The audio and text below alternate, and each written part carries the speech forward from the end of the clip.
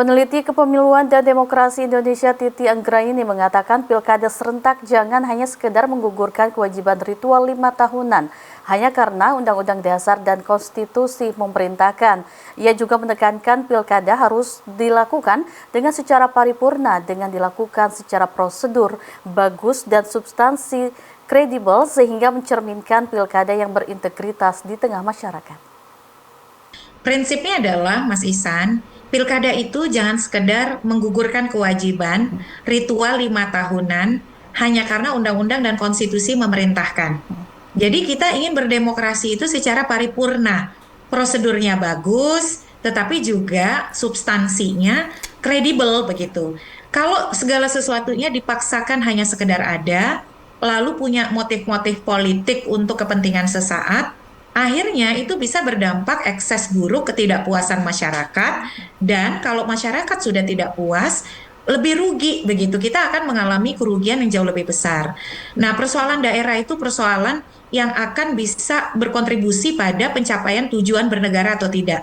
Kalau kemudian prosesnya sekedar asal-asalan menggugurkan kewajiban, kita akan tidak mencapai tujuan dari adanya pilkada dan keterpilihan orang-orang yang mestinya bisa berkontribusi bagi pembangunan daerah dan pencapaian tujuan nasional.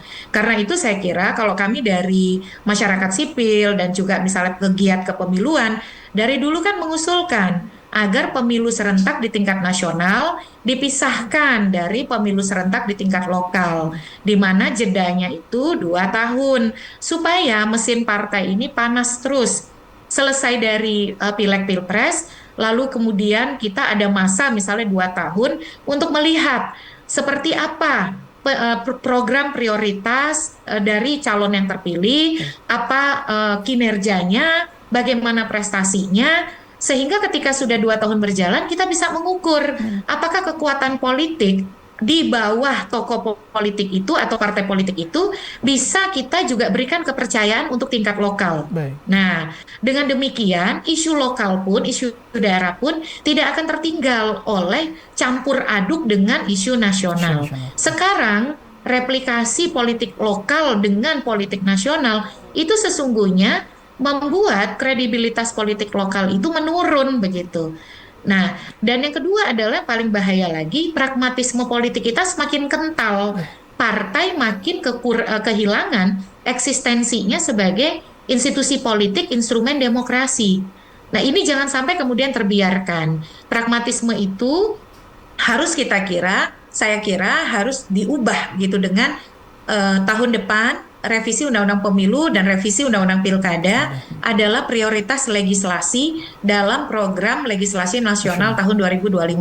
Kami sendiri mengusulkan pengaturan pemilu dan pilkada dilakukan dalam satu naskah yang sama, yaitu Undang-Undang tentang Pemilihan Umum.